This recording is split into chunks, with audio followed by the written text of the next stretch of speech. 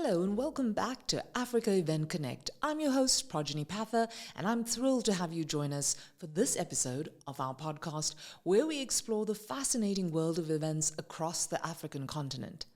Today's episode features a special guest who's a true leader in the exhibition space and someone I'm honored to have on the show. Joining us is Gary Corin, Chairperson of AAXO, the Association of African Exhibition Organisers, and Managing Director of Specialised Exhibitions, one of the leading exhibition companies in South Africa. AAXO is proudly an affiliate partner of this podcast, so we're really excited to collaborate with them and bring you insightful exhibition content. Gary is a seasoned expert in the events industry with over 2 decades of experience, and under his leadership, both AAXO and Specialised Exhibitions have played pivotal roles in shaping Africa's exhibition landscape. So today, we'll be diving into the importance of exhibitions in driving business growth, the challenges and opportunities facing exhibition organisers in Africa, and how AAXO is advocating for the sector to ensure it continues to thrive. So whether you're an event organiser, a business leader, or someone passionate about the power of face-to-face engagements, this episode is packed with valuable insights from one of the industry's top figures, Gary Corin. Gary, welcome to Africa Event Connect. It's wonderful to have you join us today. So Gary, it's an absolute pleasure having you here with us today. Wonderful to be able to start this discussion. And as the Africa Event Connect podcast, we're thrilled to have AAXO on board as an affiliate partner and to help us launch this platform that will just, we hope, inspire and motivate and share best practice and trends within the industry, because it's such a fast-moving industry, right? So just to start off, a very warm welcome, and just, I think I know you pretty well. Maybe a lot of the industry knows you well, but there are lots of newbies. So a little bit of a brief background into who is Gary Corin. Projeni, firstly, thanks for having me. It's an interesting story, I guess. Almost 29 years ago, I inadvertently almost stumbled into the industry. Oh, really? Yeah, I've only worked for 2 companies in my life, and I'd started out my earlier life in sales as an industrial sales rep of all things. And I'd been badgering the incumbent managing director at Specialised Exhibitions at the time to come across, because I didn't fully understand or comprehend what exhibitions were. Yeah. But I knew they were a lot more marketing oriented than selling industrial foams and polyethylenes. I love that you say that. I love that you say that. I wish the rest of the industry realized how marketing intense it is. And I courted him for nearly 2 years, to be honest. But after spending 4 years in industrial sales, I moved across in 1996, and pretty much the rest is history, as they say. I've had an incredible journey, though. It's been been with amazing. Specialised since 96? Yeah, since the 1st of March 1996, yeah. That's a record. The Specialised Exhibitions Montgomery have had a history of long service, but in terms of my career development, a lot has changed. I came from a sales background. I came in to a marketing department, and if I think about what I was doing in marketing then compared to what the youngsters, and I use that word carefully, the youngsters are, yourself included, are doing today, like podcasts, for example. Yes. No such thing. This would have been a pre-recorded thing. 6 months of planning, 6 months getting to on the a point, big tape and then and a big roll. Absolutely, not dissimilar to my wedding day in terms of how that was recorded. So here we go. I chatted to you. I've known about the development of the podcast, which has been exciting, but I literally spoke to you last week, and boom, here we are. It just shows you how technology has changed and impacted the world of marketing and exhibitions. So it's been an adventure, and very different now to what it was then. Completely, but ultimately doing business better, doing business smarter, right? I think without a doubt. What I tend to study now with a great young team, I mean, I went from being the youngest member of management. Most of the guys that were running the business had kids that were all older than me. Now I'm the oldest by a good solid 10, 15 years in some instances. Never say. There we go. But I think what has changed is the impact that technology is having on business and exhibitions and events and conferencing is enormous. what makes me smile and still keeps me connected to the business is that the human condition doesn't change as much as technology does. So how we behave, the fact that we're gregarious by nature, the fact that we are socially oriented, need interaction, and perform well when we do interact positively, that hasn't changed. It's just how we go about that, and that I think has materially changed over the years. Yeah, so now I think it's all about, you make me think about this new term that I've discovered in business, and like I was mentioning earlier, having a young daughter studying marketing as well, about the neuroscience behind business, behind marketing. I think that's coming to the fore more now than ever before. And when we realize how that neurological response to different stimulus within the business events industry, within your marketing campaigns, make such an impact on your decisions, right? No, without a shadow of a doubt. In my day, I now know I still haven't been diagnosed, but I used to get myself into trouble often, and we in those days we still had corporal punishment. Modern terms, I did it. We did it with both our boys. My older boy is 27, the younger one's 22. Right. We found that in classroom environments, in contained environments, they battled to concentrate. They were very active kids. At times they battled sleeping. They woke up early. On weekends you couldn't wake them. So we did all the analysis, and lo and behold, things like ADHD come about. And then, like the younger one, he's finished his degree. He's an active member now of the economic community. But he self-diagnoses. When I say self-diagnoses, he's gone through the whole neuro analysis to let us know exactly. That's the point, that he's got ADHD. But he takes his medication at the right dosages when and how he requires it. So I think those are the sort of upsides. So when you're talking about neuroscience and how we go about the study of how we behave, the human condition that I was referring to earlier, I think advances in that space have been enormous. It gives deeper insight. I still caution, though, that yes, that is a science and we study that science, and you made reference to different stimuli. What we don't know until we get into that proximity is how people will respond to different stimuli. Even if we have a diagnosis and that diagnosis is accurate, we don't know. So what is, for example, if somebody does have ADHD, at what threshold is overstimuli going to get somebody to behave this way or that way? If I don't have ADHD, how much extra stimuli do I need to behave in a certain way, or turn left or turn right when I go into a venue? So it is very fascinating, and I enjoy the science. I enjoy the study of the science. I don't specialize in it, but it's important to know, right? Yeah, it is important to know. It really is. But then at the end of the day, it still becomes an art in terms of how we apply that and how we apply our understanding to those sorts of scientific advances. Completely. Now, as the chair of AAXO, the incoming chair of AAXO now, I mean, it's been 2 months already, right? I know, time flies, yeah. But you've always been an integral part of this industry, whether you've been a member of the board of the associations or just a supporter within the industry, but you've always played a key role within this industry, in this community, in our ecosystem, and have been very supportive for many businesses. Now, in your role as AAXO chair, what is your vision for AAXO's, promoting the industry as a whole? How do you think that? How would you plan to take it forward? What is it? Well, Projeni, I think what is crucial, and you've touched on it, just to give context to why I've been involved for all those years.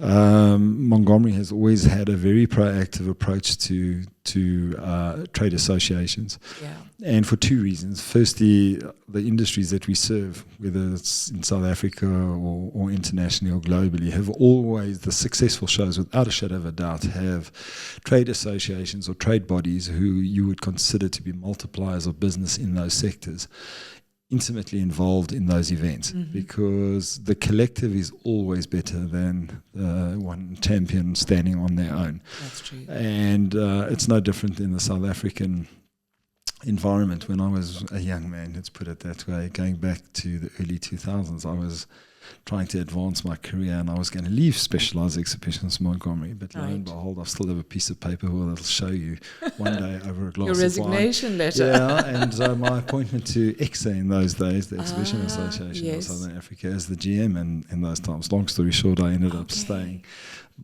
with Specialised. But why they were even tolerant of that young buck in those days was because that was the thinking.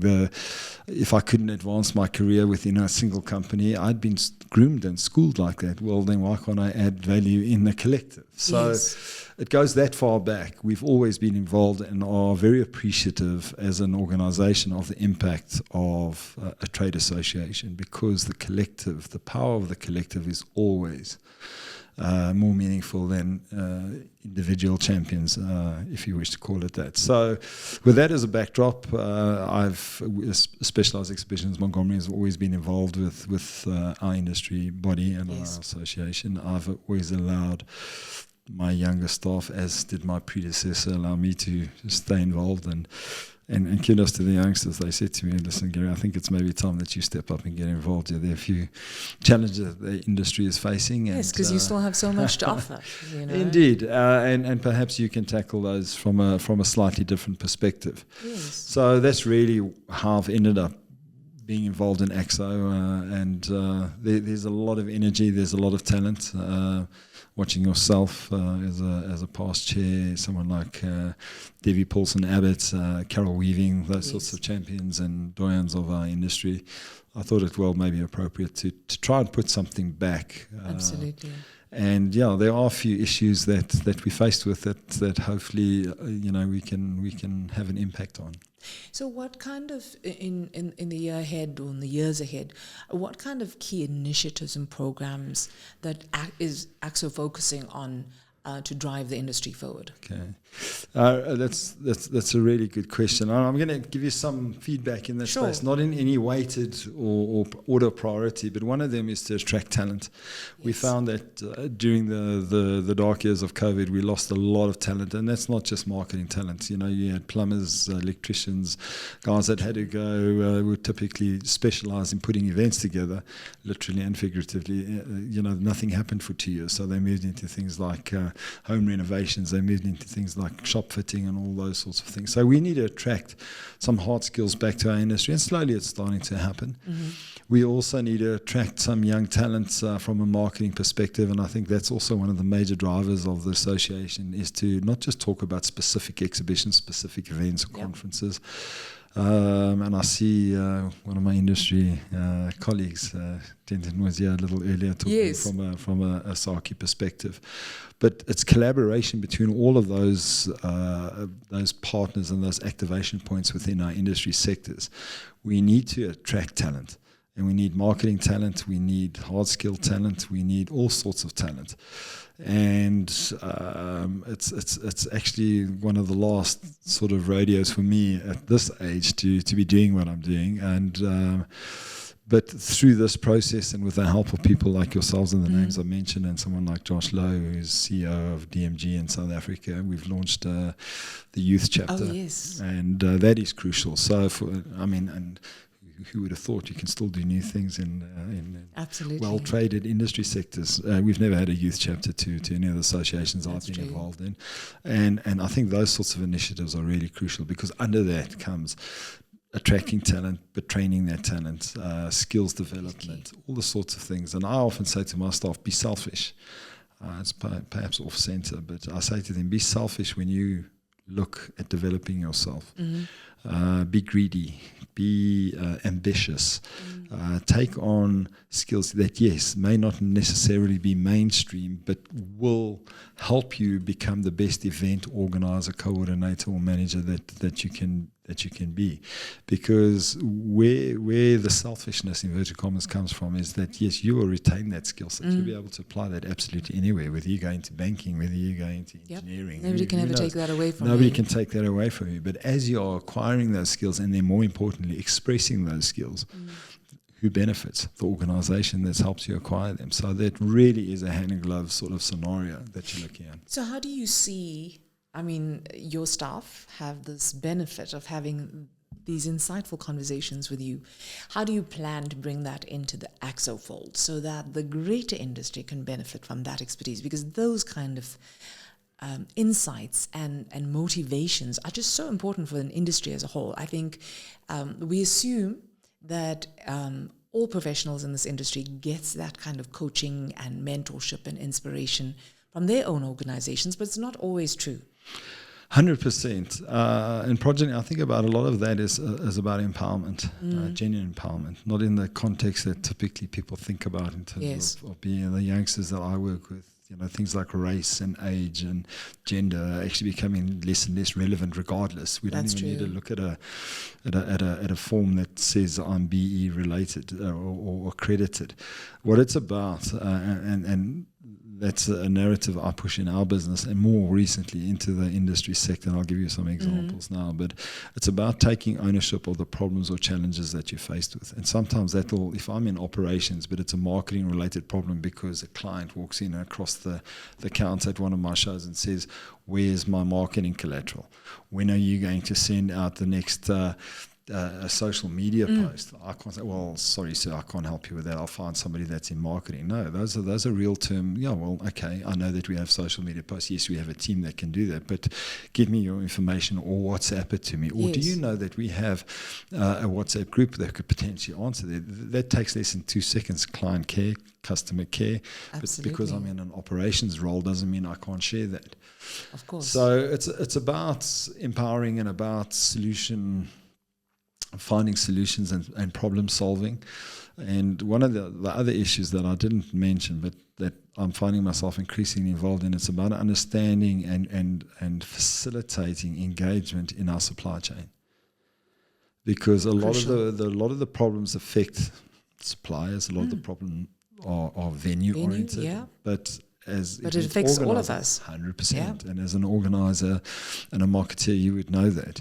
You know, you may be able to make or break your event. 100%. Right? You can articulate a message, but somebody's going to have to deliver on that somewhere down the line. And it's about understanding. The more you understand about that, and the more touch points that you can recognize that could be potential blockages or create conflict, the more solution-oriented you become, the more you empower people to be able to answer those questions, to be able to smooth that transition. So I found that one of the first few things that I've been doing, and a lot of it just behind the scenes, was like in the build-up to, you know, August, September, October, peak season in South Africa, in our industry. It's just facilitating conversations between, in some instances, competing contractors. Knock me over with a feather. I've known them for over 2 decades, maybe 2.5 decades in some instances. And I've just recently had a note from one of them saying, well, you know, thanks for mediating. I don't think we could have found a solution without you getting involved. And I mean, what do I know about the contracting side of the business? Very little. I'm amazed because I've known them as long as they've known me and they've known each other. But sometimes it just takes a fresh perspective, somebody to step in without a neutral body, an agenda, 100% Projeni, and just say, listen, guys, we're all pulling in the same direction. Why not this? Why not that? And for them to turn around and say, well, okay, that could work. So, sometimes I have to sort of live and die by the same sword that I'm pushing into our business and into the marketplace. But that's also what keeps me engaged and keeps me very optimistic about our industry sector. Yeah, you and I are talking about, you know, these sorts of solutions and these sorts of realities that our industry is faced with. How do you think we can bring on more organisers within AAXO? There's lots of them, and there are some key events that are not members of AAXO. How do you think we can change that perception? And why should they become members? Let's maybe start there. Well, I think increasingly, and over the last couple of weeks and last few months, you know, the supply chain constraints that we've got are just showing. Well, let me take half a step back.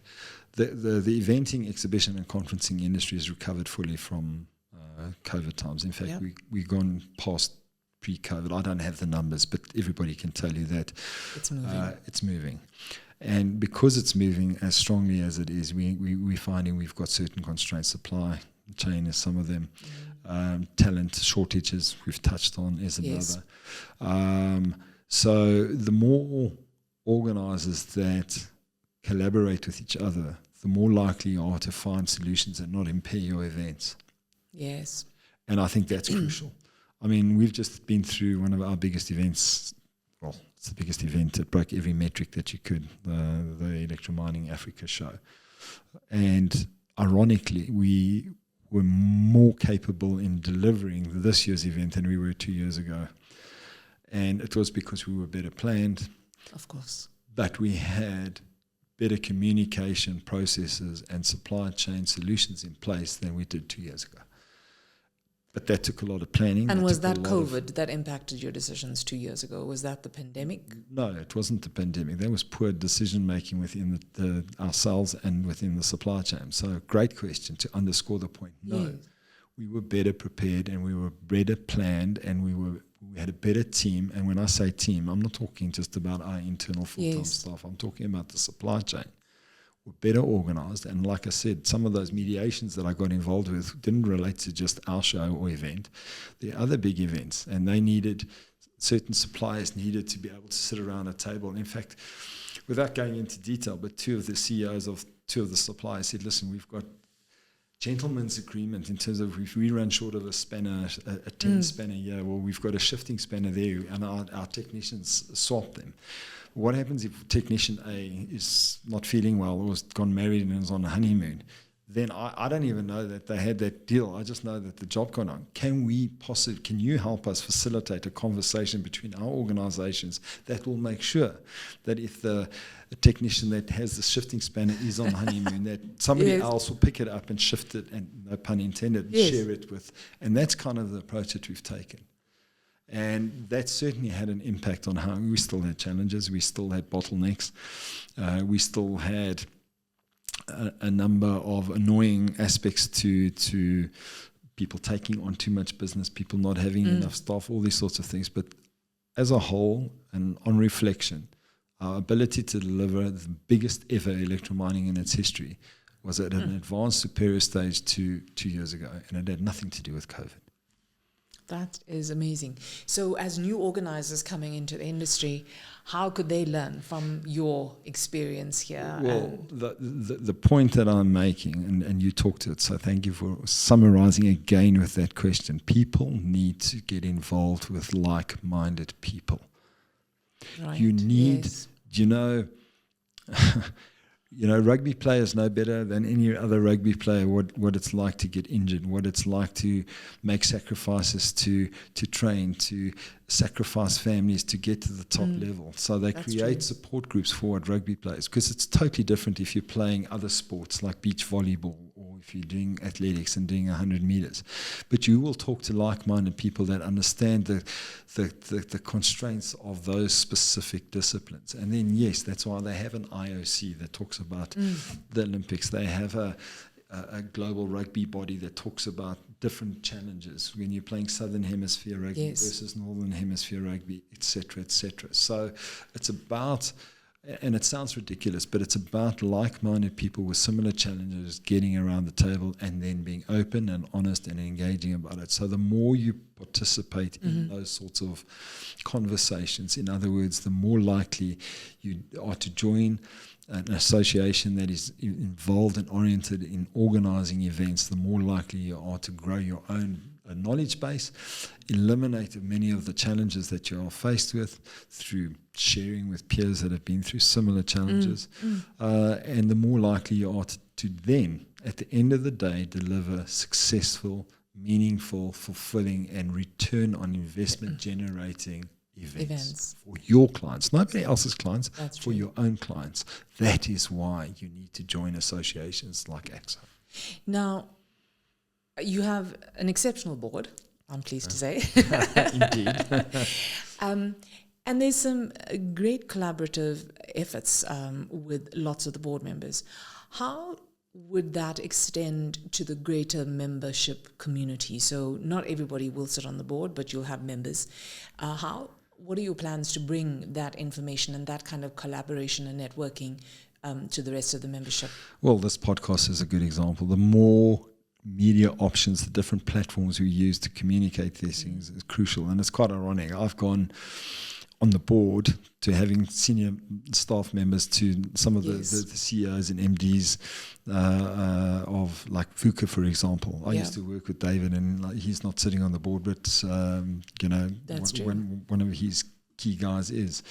So Errol is part of the board. So what I'm trying to say, there's almost like a reversal and a sharing of IP at different levels of organizations. But it's about involving yourself. It really is about communicating and using different platforms to get the message out there. We're creating interdisciplinary forums to put together playbooks of best practice. Organisers, venues, contractors, venues, organisers, emergency services or safety and security. Now, why do you think that's so essential? Well, you can't do events without having those sorts of mechanisms in place. It'll destroy our industry. There's regulation, and people complain, government this, government that. Regulation is in place to protect us, to protect you and me, Projeni. If we don't have it in place, and it's the day something goes wrong, that we turn around and say, well, what just happened? Yes. So, and there are some really top-notch people and IP and really approachable folk that are doing this for a living. And willing to share. Absolutely. Yeah. It's about, but they can only share if somebody is also willing to want to take that on board. That is true. So it's about encouraging people to get involved, and that's what it's about. Yeah. And it's not an exclusive community. No, it's not at all. Yeah. And I mean, in those days, that was just before Carol Weaving even took over the chair of EXSA in those days, early 2000s. A gentleman called Dion Fulun, he was the first director of the Santa Convention Centre. He always said that an association is not there to whip people into shape. An association is there to bring people into the fold, and through collective best practice and best interests, grow the standard of delivery and grow the standards that you set for yourself as successful people within that community. So that these are not things that I've brought out as or studied even. I've just grown up. I've been very fortunate to have those sorts of people touch my professional life, and I do feel an element of having to now put something back. always important for everybody. I think we fail to realize how much young professionals in the industry are desperately seeking that mentor that will do that for them, right? 100%. And I see even where things go wrong, and there was some stuff that went wrong on site over the last couple of weeks, but it's very rare. It does happen, but it is very rare that you have malicious intent. Yes. People make mistakes because they're busy. People make mistakes, well, let's be honest, because they're people. Because they're human. Multitasking. 100%. So if you take that as the basic foundation of what we're doing, people are actually open to wanting to be helped. People are actually open to finding solutions that they can't necessarily see at a given time. And how do you access that reality? But only way is to participate and to communicate. Yes. And the more of that we're doing, the more likely we are to succeed and raise the bar in terms of the standards that we expect for ourselves as the exhibition, eventing and conferencing industries in South Africa. What is AAXO's perspective on continuous learning and development for the industry? I think it's absolutely crucial, and I think that's also why we've had to put in place things like the youth chapter to draw people formally. They've got a committee now. They've been voted on. They need it's all fair and well we talk about these concepts, but they tend to be nebulous unless you get people. And then those individuals that are sitting on there now, they've got responsibilities. They've got KPIs. They're interacting with senior board members, and they've got certain deliverables that they expected to deliver. And then hopefully that spreads further out into the industry as well. Yes. Will we see more opportunities for, I remember you having the lunch and learn sessions which was really nice, I think, because we're such a busy industry as well. And those snippets of information that you can catch, like this podcast, which will bring you stuff, but there's, more in a more formal learning environments, those kind of environments.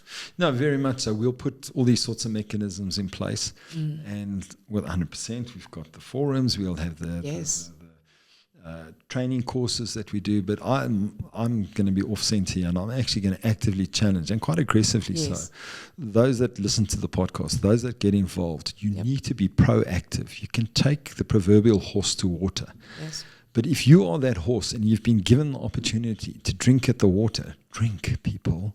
Get involved. Okay, maybe walk around the water and say, well, okay, there's water here, but why is it here? What is the source of the water? Is it a natural spring? Is it a river? What opportunities does that river or that spring? Oh, it's part of an overall wetland. Oh, my goodness. And do I keep it all to myself? 100%. No, well, exactly. Engage. Open your horizons. I've had some of the best mentors that our industry has had to produce. Some of them are no longer with us even. Yeah. So, but none of them tapped me on the shoulder and said, hey, Gary, I've got this little bit of snippet or this golden nugget to share with you. But every time I sent Joe Melville, may she rest in peace, who ran Exhibitions for Africa, and in 2007, Specialised Exhibitions Montgomery acquired that business. She helped me with my MBA in 2000. Wow. My then MD, John Kaplan, said to me, what on earth are you getting faxes in those days from Joe Melville? But it was one of our modules was about leadership, and I wanted to interview somebody in a leadership role in our industry, and she was one of the few females around, and she didn't hesitate. She knew I was from a competitor. She didn't hold back on information. Wow. And then, lo and behold, 7 years later, I ended up negotiating with her in an acquisition deal. I mean, you just need to be a little bit proactive. So I encourage all, and it's not just young folk. No, it's anybody that's in our industry that has got the more senior guys think we've seen everything, but we've seen nothing compared to what it was 10 years ago. So the challenges are unique. So are the solutions. Engage, and we need.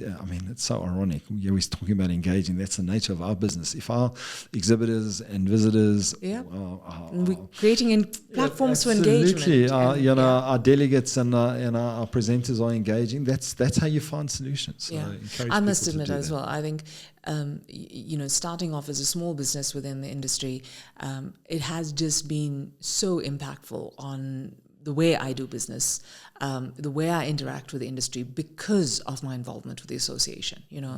I think we can all sit in our little corners, but being involved has just opened my eyes up to, just like I say, newer, better, smarter ways of operating to the benefit of my business as a whole and to the benefit of all my stakeholders. I'll give you a unique example that sort of illustrates the point in my mind anyway. I say to my youngsters from the marketing perspective, okay, you guys know how to communicate on social media, and there's certain ways that you, for example, even I know you don't write in capitals because that's shouting, no matter what platform it's on. Yes, that's true. Instagram tends to do more images and what have you. And I say to them, okay, I need to tell people that you need to be at 9 o'clock on a certain day for a certain thing. And they're like, no, that's no problem. I can help you with that.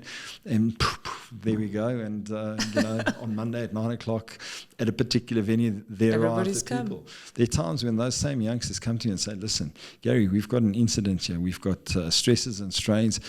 I can get anything you need on social media, but if we don't do something quickly, I'm going to lose control of the narrative. What is the message? And through experience and through having been at the same gate 20 years ago, I can help articulate a message that they can then translate onto a digital platform that solves people's problems. And we don't have a right at Gate 2 at Joburg Expo Centre, Nasrec. You know what I mean? So it works both ways. And that's what I'm saying to you, Projeni. It's not just about age. It's not just about experience. It's about understanding the environment in which we work and then dealing with the human condition at that given time. And to do that, we need to collaborate with each other. Very much so. Now, another topic that I want to tackle, and I know that it's been a firm part of the agenda for a while now. Where is AAXO when it comes to our ESG and sustainability goals as an industry? How are we taking that forward? It's crucial, and it's not going away. So the best way to deal with that is take it on the chin, embrace it. I've had involvement with a number of our contractors just from an individual company perspective.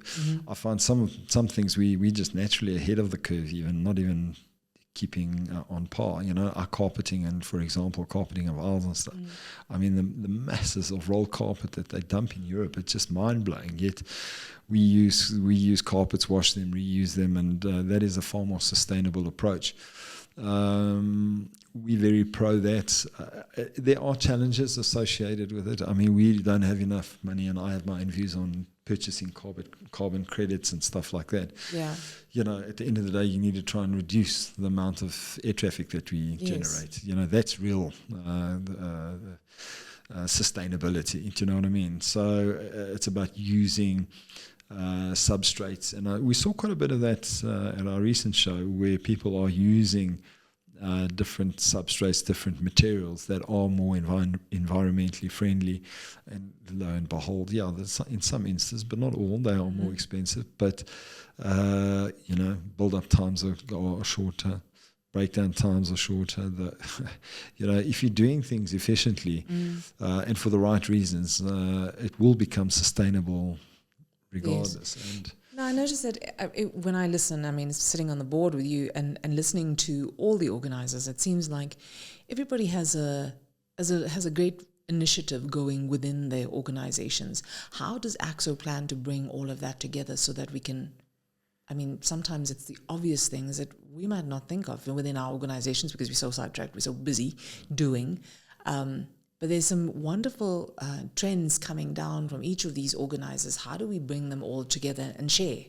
Well, one of our directors, Josh Lowe, one of his portfolios is ESG, and he actually runs a conference in that space. And beyond that, his good wife is even involved in legal matters associated with the ESG environment. So we are looking at best practices in that space. We are looking at shared learnings and publishing what we can as part of that portfolio of activity in the next year, and sharing that with our members. It's part of the value proposition you're asking earlier, why should people join AAXO. That will be another one of the snippets of value that we will bring. We will have best practice. We will have advancements in the ESG space that people can refer to and look at integrating into their events. That would be very, very valuable. I think that's a great asset. And then another project of AAXO's that I want to talk about is obviously the AAXO Raw Awards. Now, I know it's been going for years, but why do you think it's beneficial for people to enter the awards, to attend the awards? I mean, is it just not a flashy event? Is there more to it than that? There's more to it than that. And part of why we have an industry and part of why we're successful is the human condition. I keep coming back to that. Yes. That's more what I study than. And everybody requires recognition in one form or another. Yes. Our industry requires recognition. The events within our industry require recognition. And then the people that put those events in the hands, that put those events together, deserve recognition. Mm-hmm. So I think that as a premise, it's important that we acknowledge what we do. I find it fascinating. I'm a sports nut, as you know. Yes. English Premier League and La Liga. We should have worn our United shirts today, Gary. Yeah, we won a game for a change.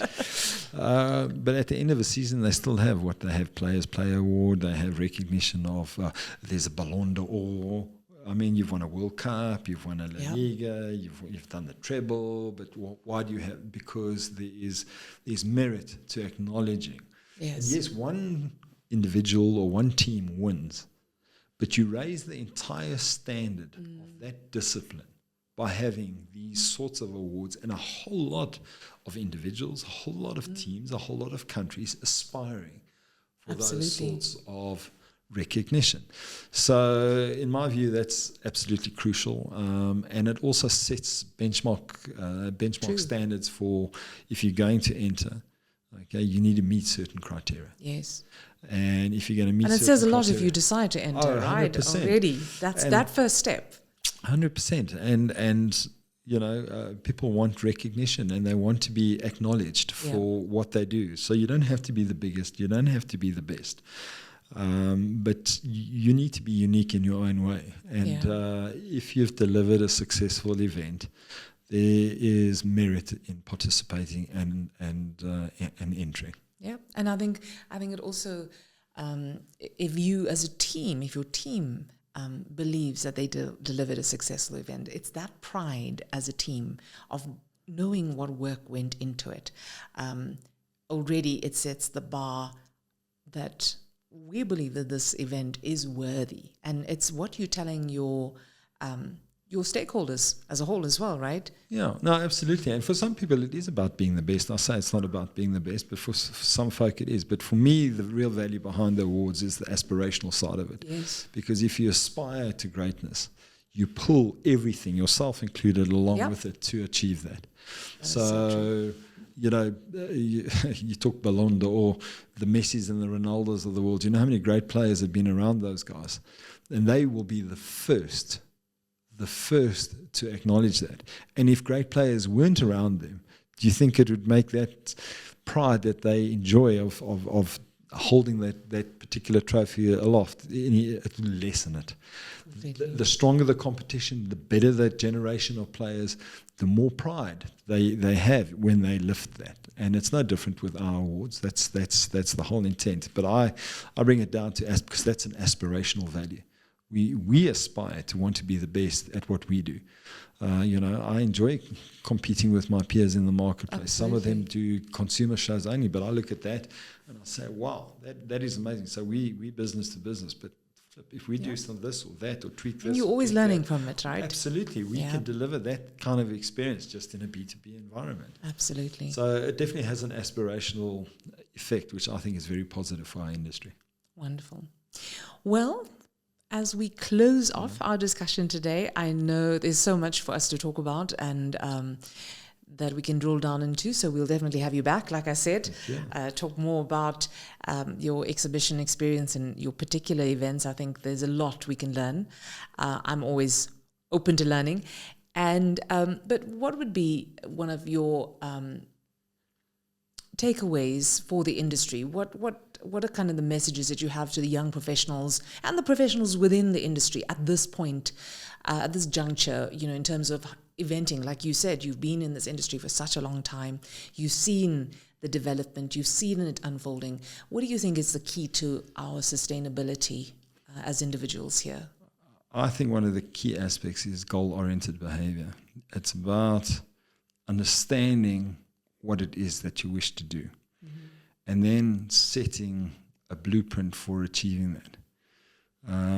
Because, it's about the destination, and the destination is crucial. Yes. For me, it's about the journey in terms of getting to the ultimate destination. So it just requires goal-oriented behavior, and it's about understanding what value it is that we bring. If your clients are not getting a return on their marketing spend that they spend with you, regardless of what the event is, at the end of the day, you are going to lose those clients. Yep.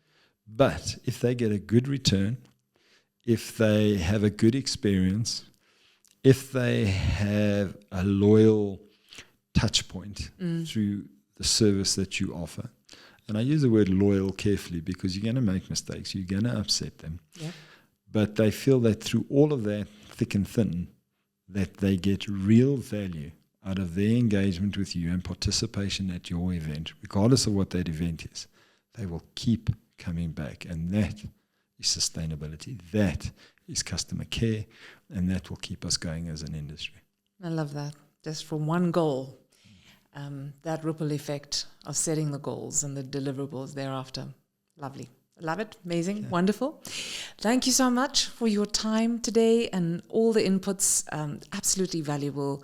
I think every conversation brings us all closer to our goals in this industry. So we truly appreciate you, and we look forward to all the developments with AAXO the year ahead. And Projeni, thank you once again. This sort of initiative, the podcast, is unique. I'm not entirely sure where I am or what I'm doing.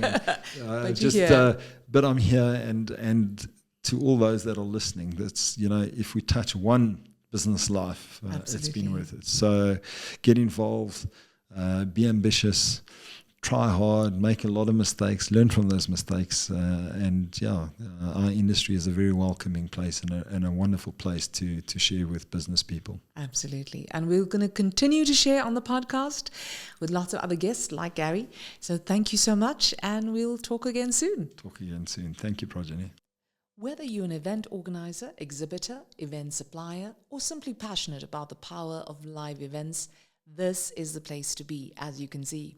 Together, we'll continue to explore the challenges and successes and innovations shaping the future of African events.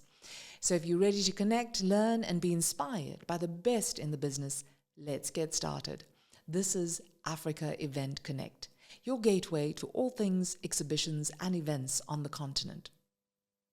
Be sure to subscribe, leave a review, and follow us on social media to stay updated on upcoming episodes and special guests.